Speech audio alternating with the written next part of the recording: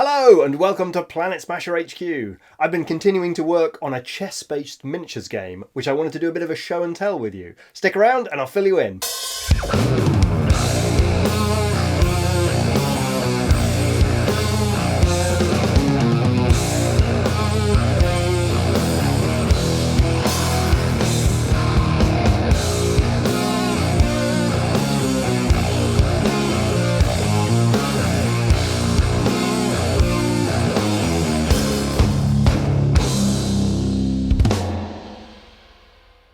Hello, thanks for joining me again here at Planet Smasher HQ. I have been very focused recently on finishing a textbook that Glenn and I are working on, and so I haven't been doing a ton of game design work over the last couple of weeks. But one thing has been stuck in my brain and I can't get rid of it, and that is my silly chess game idea that I showed you a couple of weeks ago. I have renamed it Flagstone, a Chess 28 game, and I'll explain at some point what a Chess 28 game means to me. I have finished a prototype rulebook, including some special gambit cards and the first 3 or 4 factions for the game with their collections of models. So I wanted to do a bit of a show and tell where I'm at the game at the moment. And I might show you how I go about building a model and pricing it up, because I built a kind of model construction kit to help me with that. And I'll give you a little demo of where the game's at the moment. All right, let's get to it. Okay, welcome to Flagstone, a Chess 28 game. I'm going to set up this game in a moment, but let's first build a model or two. I have just finished painting up some lovely undead looking models. These are from Westphalia, lovely resin creations. I've got a few of those guys, and then I've also got some awesome undead beastmen, some skeletal beastmen.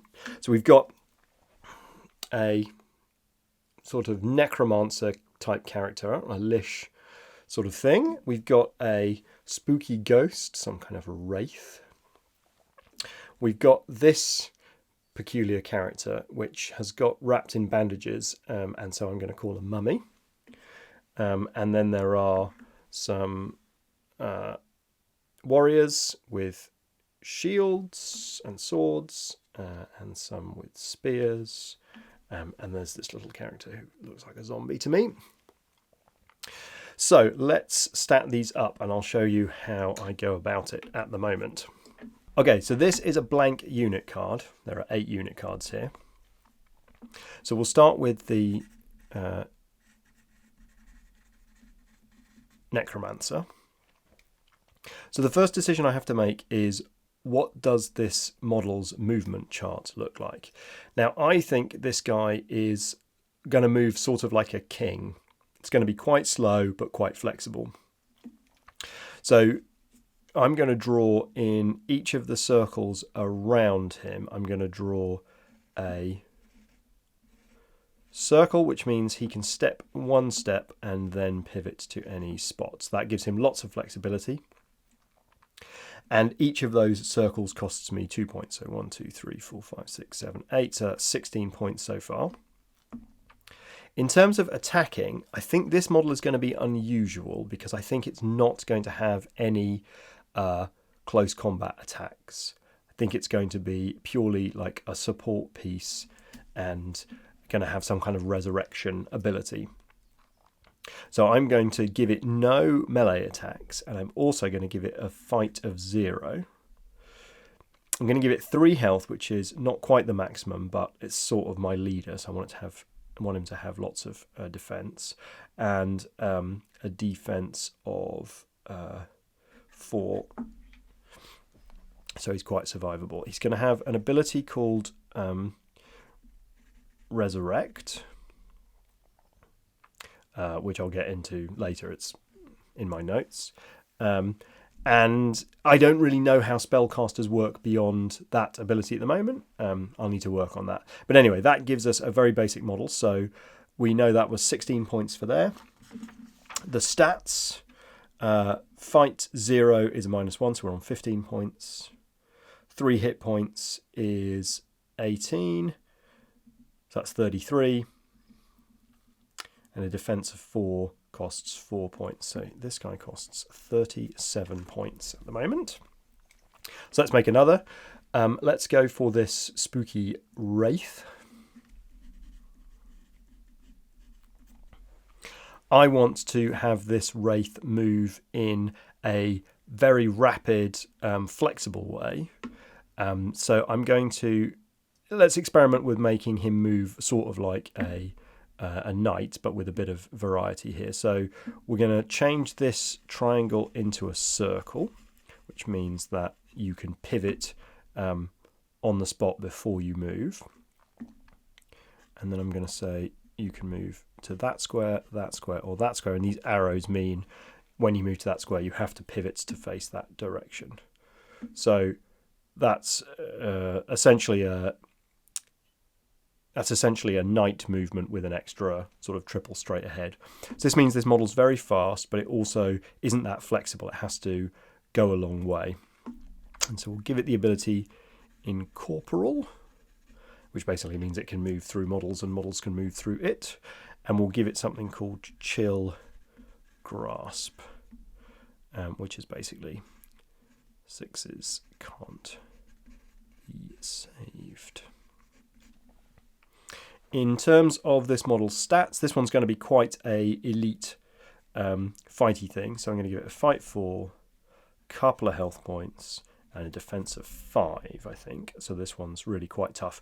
In terms of the attacks, let's give it a nice flexible, so it can attack any of the squares in front of it. That feels important because of the way that it moves. It needs a bit of flexibility. I could put a couple extra, but we'll go with that for now, and we'll see whether that works fine.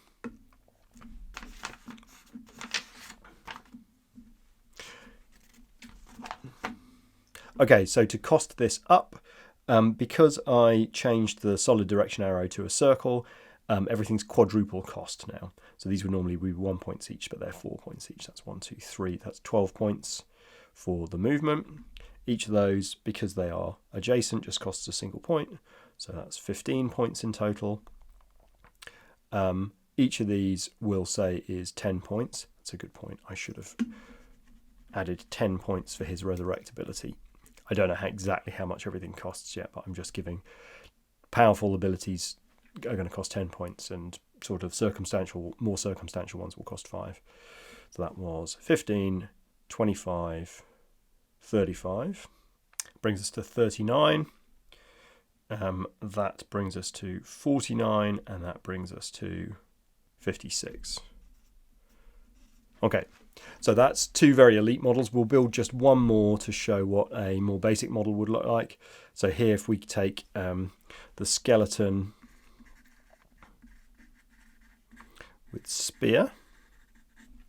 So here, the basic skeleton models, I want them to be really slow and quite inflexible, and maybe not even be able to go backwards, because that would mean that they have to kind of shamble forward like pawns do.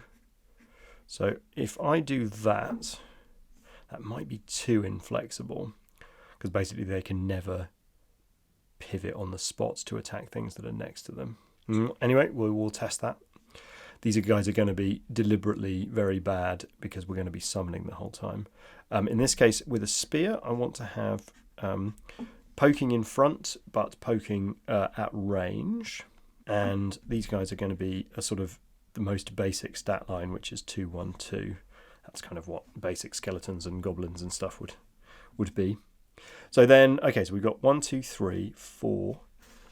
This one costs double because it's not adjacent. 5, 6. That is 7 points. That's another 5 for 12. And that costs 1 point as well, so that's 13. So this model is very cheap at 13, which means we'll be able to have a horde of skeletons backed up with a couple of elite models. Okay, so here are some stats that I made up last night for all of the undead models, and here are some stats that I've made up for a different set of models, which are a sort of depraved royal court. So there's a queen with some various knights and so forth. So there are some models here. They've got their stats here. And then the game now has these gambit cards, which are essentially a small hand of special play sort of cards. You can't play them unless you've already lost a model and you have a model in your dead pile, which is then drained to play this. And the draining your dead models is becoming kind of a central mechanic of Flagstone, which is cool. So we'll see how that works. So we'll give 3 cards to the undead and 3 cards to the royal court. Here, the board has been set up with a couple of pieces of terrain. These just block those squares to create a bit of shape on the board. There are some rules for how you collaboratively set up the board. And then this scenario, which doesn't really have a name yet, I was just calling it the pinata scenario. There's a sort of precious item at the back of each player's board. And this can be attacked from either of the squares next to it. No, sorry, it's in one of these squares. And it can be attacked by someone adjacent to those squares unless there's someone in it. And basically this is a defense for 3 health model that when you destroy it, you win. Okay, so on a turn, the player receives 3 action points. And those action points can be used to activate models. Each model can only take 1 action, but actions might consume more than 1 action point. So you can move by spending 1 or more action points to move that many squares as long as it's within your movement chart. The Wraith could move to one of these squares, but it costs 1, 2, 3 to do so. So that would be a 3 AP move. So on my turn I can move the Wraith, but I can't do anything else. Charge is 1 plus AP, which is essentially the same as a move, except you're not allowed to pivot and you get a free melee attack at the end of the move. You can spend 1 AP to attack with a model, do a melee attack with a model. If they've already got someone in melee range, then you just spend an AP to attack them. And if they've got a ranged attack, and I think almost no one does apart from this woman with a crossbow here is the only one with a ranged attack, then you can spend 1 AP to make a ranged attack. And then once you've spent your 3 action points, then play passes to the other person. So it's quite snappy, but you're also able to do some sort of combination moves. All right, let's get some dice. We'll roll for who gets the first turn. So it's going to be the Royal Court gets the first turn. When I was playtesting last time, I made these lovely print-out, cut-out character cards. So I should have done that for this, but I only wrote these last night. All right, so I'm going to move the Foot Knight. Foot Knight can move 1, 2 straight forward, so he's going to do that, charge down this flank. And similarly, I'm going to quickly invent the rules for the guard with the crossbow, and she's going to go, she might go 1 to there to give her some flexibility. Now she can move 1 to there because moving diagonal still counts as a single square. All of the 8 squares around a particular square count as adjacent. So that was 3 points. Let's have a quick look at what we've got here in our gambit cards. So these will have funky names in a hot minute, but I haven't made them up yet. So these guys have got play during your turn, it gains a ranged attack, so it makes a ranged attack. Play during your turn, bring on 3 HP worth of dead or drained models as reinforcements. That's great, although these guys can do that as part of their faction rules. Play during your turn, select a friendly model. For its next move action, treat every square on its move chart as containing a hollow circle. Okay. And then the Royal Court guys have got play during your turn. Play during your turn, play at the start of a combat, all your attack dice hit. You do not need to roll. Play during your turn, a friendly model may not be pushed back until it moves next. Select a friendly model on the enemy backline, swap that model with any model in your dead or drain pile. Okay, so that's a really powerful card, which means if I can push one of these models up, it means I can risk one of my pieces like the lady or the bishop. Cool, all right, that's interesting. I will no doubt forget about these in this little demo because I'm concentrating on talking and playing. So let's do 3 AP with these guys, I think we are going to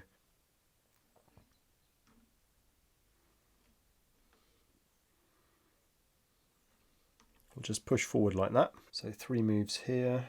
We'll go 1, 2, and then the bishop moves in a extra teleporty way that I'm not completely sure about. So let's pop that guy back. So the bishop has got a new symbol that I've only just invented last night. So this symbol means you get to move 2 squares per AP in that direction. Or I should say up to 2 squares. Bishop doesn't have any stats. Give him some stats like that. So 1, 2, 3, 4. So he could go and menace these guys. Yeah, so in the interests of showing the combat system as soon as possible, I'm going to use this to go 1 AP, 2 AP.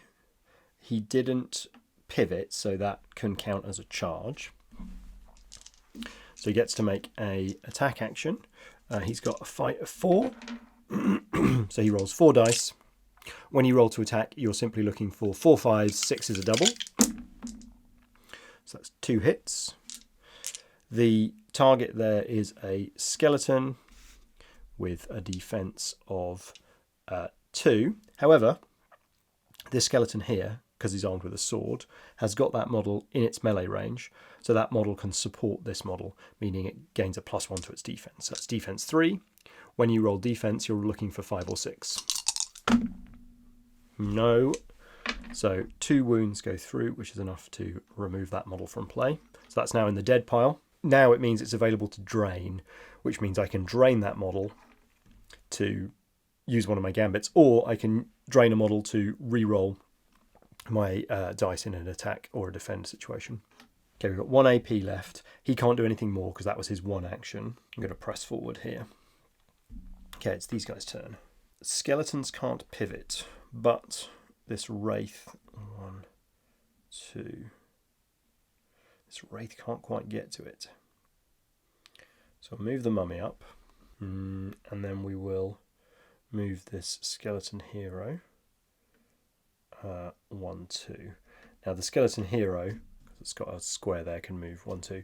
You can move through friendlies but not enemies. Now it's these guys. The bishop can't attack that model, so it'd have to move. So he'll charge to there. That's 2 hits. This guy's not supported, so he just gets his normal defense of 2. He doesn't save anything. I could re-roll that by expending this guy, but as we've got 2 hits, I think I'm just going to accept that that guy's dead. That was 1. And then the queen could charge in here, but she's got a fight of 0 because she just uses this glamour ability to push back all the models. So I need to be a bit more thoughtful about that. So I'll move up this servant. 1. So that was my 2nd action, and that's my 3rd action. So I'm going to leave this guy at the back here to defend for now. He can't threaten that guy yet, but this mummy could, because the mummy has got a 2 attack. So he can't do it this time because that was a pivot, so it's not a charge. So that's 1 AP. We'll charge there with a 2nd AP. He can attack because he's got a spear. That is 1 damage. The Foot Knight's got defense 4, which he easily blocks. And then with my last AP, I'm going to move like that and make a charge.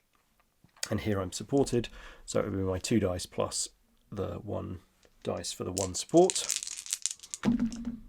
I might re-roll that actually, so I'm going to expend that guy to re-roll those. Nice, so that's 3 hits. This guy's got a defense of 4. He blocks 1 of the 3, so he takes 2. He's only got 1 health, so that guy is dead. So I'll go 1, 2, 3. This guy will attack here. 5 dice. That's a lot of hits. So that's 1, 2, 3, 4, 5, 6 hits. The bishop has only got a defense of 3, so that guy is deaded because he's only got 1 health anyway. I'll press forward to frustrate the knight. The last AP will be this guy moving forward. So this knight could move to threaten the mummy, so I think that's what he'll do. So he'll go 1, 2, 3 as a charge. He's got a fight of 5. That's 4 hits. The mummy has got a defense of 5. Okay, so that's 2 saves, 2 wounds. It's got 2 wounds, so unfortunately the mummy is out. Back to these guys. I'm going to drain this to play this gambit here. So bring back 3 HP worth of drained or dead models as reinforcements. So we'll bring these guys back. Pop it there and there, I think. So that's gone. There's a way of getting more gambits later on. If you get more than half of your models are dead or drained, then you get a couple more gambit cards. We need to continue to threaten the chest. So we're going to move forward like that. He's going to threaten the necromancer. I'm going to drain that model to re-roll that garbage. 1, 2, 3, 4, 5 hits. The necromancer only has defense of 3, gets nothing. I haven't got anything to drain, so I can't re-roll, so the necromancer is dead. There is a necromancy rule that I haven't quite written yet that would involve bone piles and bringing models back, but we'll get to that on later development. That was 3, so now we're over here. So the servant is a poor match for that guy. But this guy's okay, so 1, 2, I think he can move. The foot knight, yeah, the foot knight can move 2. That's a charge. 3.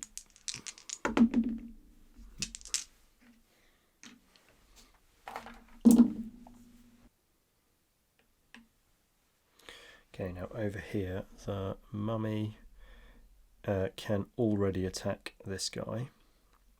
So that's what we'll do first.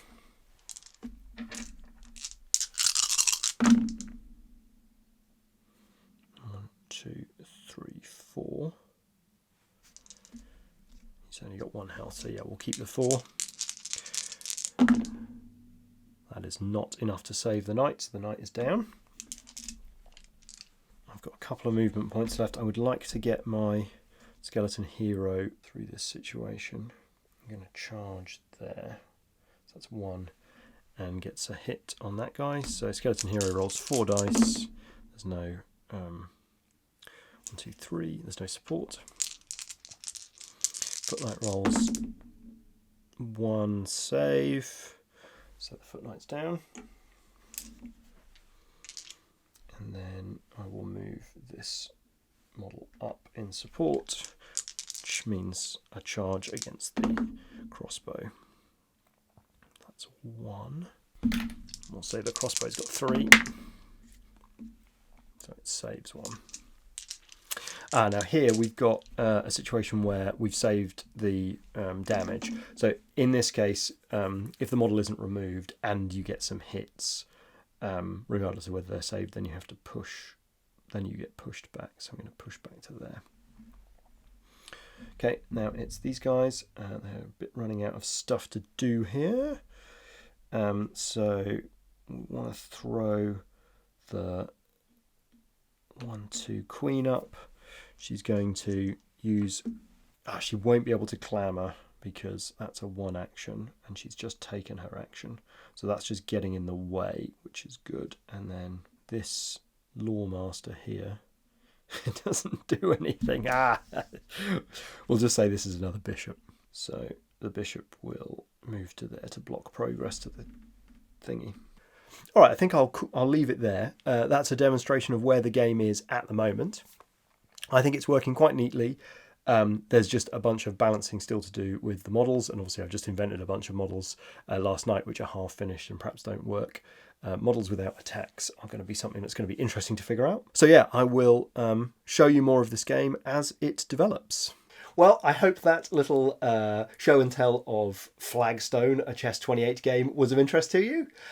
If you are enjoying the videos that I'm making, then you can hit the subscribe button, and you will, of course, know as soon as I do when a new video goes up. And if you are enjoying these videos that I'm making, and you have enjoyed the games that I've made in the past, and you would like me to make more of both of those, then you can support me by either going to my website, planetsmashergames.com, and checking that out, or by visiting patreon.com/planetsmashergames and considering supporting me, which would be awesome and I would very much appreciate. Thank you so much for watching, and I will catch you again soon. Bye bye.